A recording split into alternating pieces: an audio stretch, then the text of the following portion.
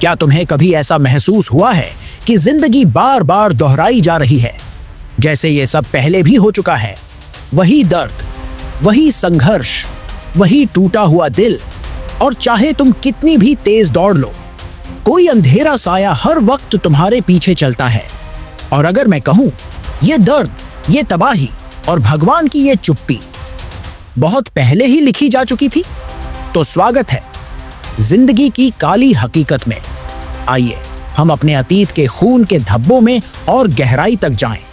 इतिहास के रूप में नहीं, बल्कि उस दर्द के रूप में जो अभी भी हमारी हड्डियों में गूंज रहा है। मिट्टी में बहता लहू, घावों में लिखी हुई इतिहास। इतिहास वो नहीं जो किताबों में लिखा है, इतिहास वो है जो जमीन ने अपने भीतर दफन कर रखा है। लहू, चीखें और वो खामोशी जो सदियों तक गूंजती रहती है। इस चैप्टर की शुरुआत एक सवाल से करते हैं। इतिहास क्यों बार बार खुद को दोहराता है? क्यों हर युग में निर्दोष मारे जाते हैं? क्यों इंसानियत की कीमत हमेशा खून से चुकानी पड़ती है? जालियांवाला बाग, जब मिट्टी ने इंसान का विश्वास निगल लिया। 13 अप्रैल 1919, बैसाखी का दिन। अमृतसर के जालियांवाला बाग में हजारों लोग एकत्र हुए थे, कुछ अपने अधिकारों की बात सुनने, कुछ ईश्वर को धन्यवाद देने। लेकिन उन्हें नहीं पता था कि इतिहास उस दिन एक नया घाव लेने जा रहा है। ब्रिटिश अफसर जनरल डायर बिना किसी चेतावनी के 1650 गोलियां चलवाता है। लोगों के लिए वो बाग एक पवित्र स्थल था, लेकिन कुछ ही मिनटों में वो लाशों का ढेर बन गया। मां अपने बच्चों की लाशों पर गिर पड़ी। जवान अपने पिता की गोद में आखिरी सांसें लेने लगे। लोग पानी के कुओं में कूद गए, गोली से बचने के लिए नहीं, मौत को गले लगाने के लिए। इस बर्बरता का जवाब कोई नहीं देता। फिर भी इतिहास की किताबें इसे एक घटना कहकर निकल जाती हैं। लेकिन क्या वो चीखे, वो सूखते खून के निशान, क्या वो सिर्फ घटना थे? क्या हम इतिहास से कुछ सीखते हैं या बस उसे भूलने का बहाना ढूंढते हैं? फ्रांसीसी क्रांति, भूख की आग और गिलोटीन की पूजा। 1789, फ्रांस। भूख से बेहाल जनता जब रोटियों की गुहार लगाती है तो शाही महलों से आवाज आती है, If they don't have bread, let them eat cake। यह वाक्य एक आग बन गया। गरीबों ने फावड़ा और दरांती उठाई, राजा और रानी को खींचकर बाहर लाया गया। गिलोटीन सिर्फ एक यंत्र नहीं था, वह जनता का न्याय बन गया। लोग क्रांति के गीत गाते रहे, सिरों के ढेर बढ़ते रहे। लेकिन क्रांति के बाद क्या हुआ? एक तानाशाह गया, दूसरा आया। नेपोलियन ने राज किया, लेकिन भूख खत्म नहीं हुई, गुलामी खत्म नहीं हुई। क्या क्रांति सच में आजादी देती है या बस चेहरे बदलती है? करबला तू ही बता। जब प्यास भी सच्चाई को न रोक सकी। 680 AD, करबला का तपता रेगिस्तान। इमाम हुसैन, रसूल के नवासे, अपने परिवार और साथियों के साथ एक ऐसे जुल्म के खिलाफ खड़े हुए जो खुद को सत्ता कहता था। 3 दिन से पानी नहीं, बच्चे तड़प रहे हैं, फिर भी झुके नहीं। उनका कत्ल नहीं हुआ, उन्हें शहीद किया गया। हुसैन का सिर काटा गया, लेकिन उनके विचार आज भी जिंदा हैं।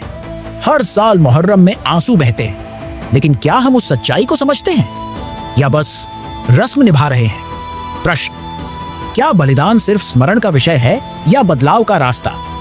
इतिहास क्यों दोहराता है? हर युग में, हर कोने में एक ही कहानी दोहराई गई। सत्ता बनती है, जनता पूछती है, सत्ता डरती है, फिर रक्तपात होता है। चाहे वो मुगलों का अत्याचार हो, ब्रिटिश की दमन नीति या आज के नेता जो विचारधारा के नाम पर फांसी की रस्सी तैयार करते हैं। लोग भूल जाते हैं, लेकिन मिट्टी सब याद रखती है। एक बेटे ने अपनी मां से कहा, मां, जब मैं बड़ा हो जाऊंगा तो इतिहास बदलूंगा। लेकिन मां अब नहीं है और बेटा इतिहास का हिस्सा बन गया। लहू में डूबा एक और नाम। क्या अब भी हम इंतजार करेंगे जब तक अगला जालियांवाला, अगली करबला, अगली क्रांति हमारी गली में ना आ जाए? या अब हम पूछेंगे, क्यों, कब तक, किस लिए? लेकिन यह इस दुनिया के अंधेरे का केवल एक चेहरा है। क्या होता है जब विश्वास ही विश्वासघात की आग में जलने लगता है? अगर तुम इस कहानी को महसूस कर सके हो तो समझो तुम्हारा दिल अब भी जिंदा है। सिस्टम बनाम आत्मा, तू जिए भी और मरे भी, पर आवाज न निकले। यही तो है आज का सिस्टम। जब जिंदगी खुद ही एक जेल बन जाए, स्वागत है आपका पृथ्वी पर अलार्म की चीख से। काम पर जाने के लिए नहीं, बल्कि जिंदा रहने के लिए भागते हो। क्योंकि अगर एक दिन भी रुक गए तो बिजली का बिल, राशन का हिसाब, EMI की सांकल सब गला दबा देंगे। कभी सोचा है, हमने रोटी कमाने के लिए जीना शुरू किया था, अब सिर्फ रोटी के लिए ही जी रहे हैं। गरीब का हर सपना कर्ज में गिरवी है। एक माँ अपने बच्चे को डॉक्टर बनाना चाहती है, लेकिन स्कूल की फीस चुकाने के लिए उसे अपना मंगलसूत्र बेचना पड़ता है। एक किसान पूरे साल खेत जोतता है, बारिश नहीं हुई तो खुदकुशी कर लेता है।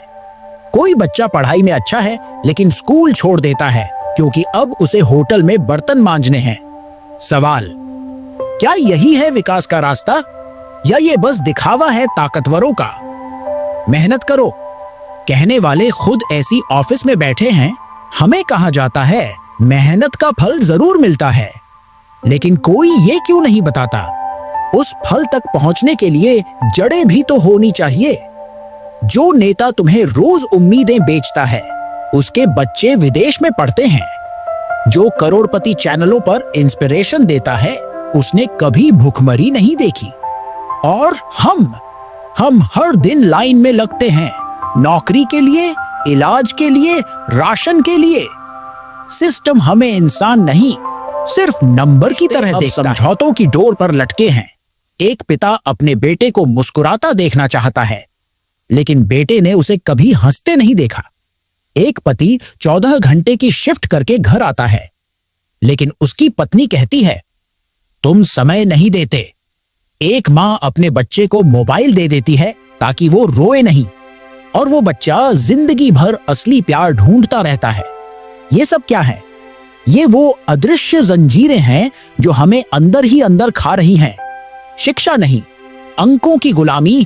80% नहीं आए तो तुम लायक नहीं हो। IAS नहीं बने तो तुम्हारी कोई औकात नहीं। ये सब्जेक्ट मत लो, इससे नौकरी नहीं मिलती। आज हर बच्चा इंसान बनने से पहले एक नंबर बन जाता है। जो गिर जाता है उसे कमजोर कहा जाता है। कोई नहीं पूछता तुम खुश हो। सोशल मीडिया ने इंसान को अकेला बना दिया है। तुम्हारी फीड भरी होती है हैप्पी पोस्ट्स से, लेकिन रात को तुम रोते हो, खुद को भी समझाए बिना। तुम मोटिवेशनल रील्स शेयर करते हो, लेकिन हकीकत में तुम तन्हा और थके हुए होते हो। हर कोई दिख रहा है, लेकिन कोई सुन नहीं रहा। हर चेहरा चमक रहा है, लेकिन आत्मा बुझ रही है। सिस्टम डिस्ट्रैक्शंस बेचता है, समाधान नहीं। जब सवाल पूछते हैं तो सिस्टम कहता है देशभक्ति में सवाल नहीं पूछते। ये धर्म के खिलाफ है।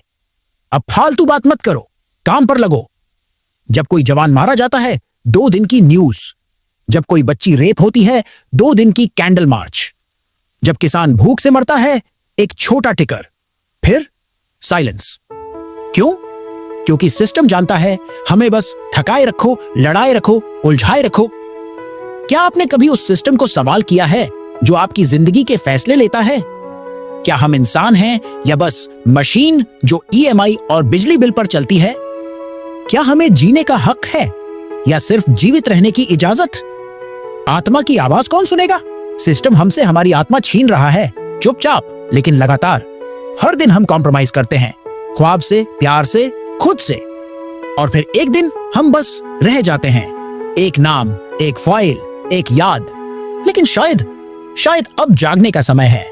अगर तुमने ये सुना और महसूस किया तो ये मत सोचो कि तुम अकेले हो। नीचे कमेंट करो, मैं जिंदा हूं और अब खामोश नहीं रहूंगा।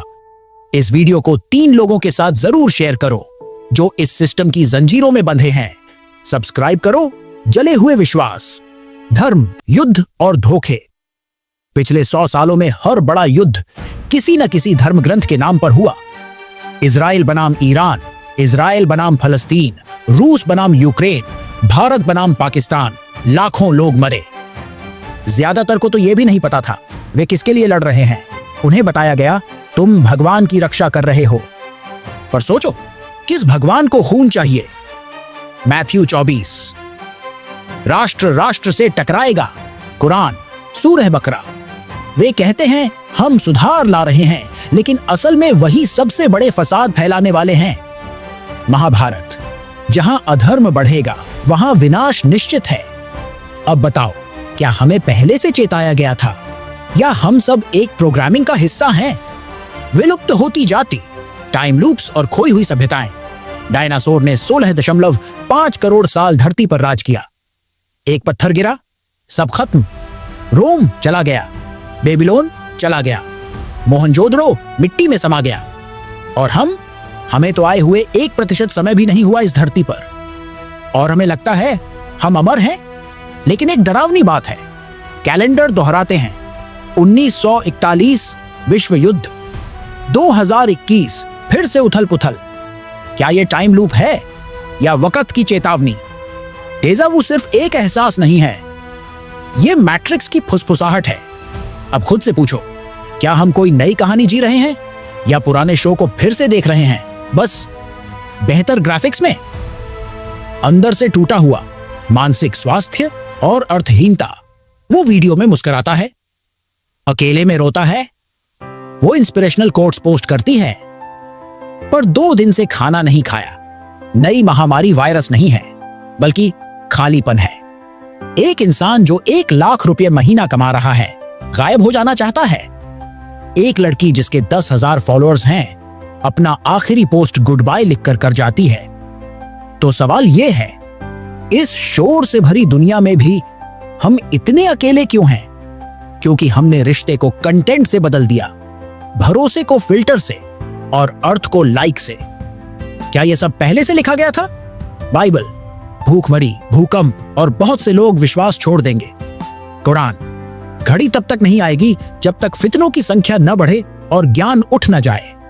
वेद, कलयुग में झूठ पूजा जाएगा और सच्चाई को चुप करा दिया जाएगा। अब इधर देखो, सच बैन है, झूठ ट्रेंड कर रहा है।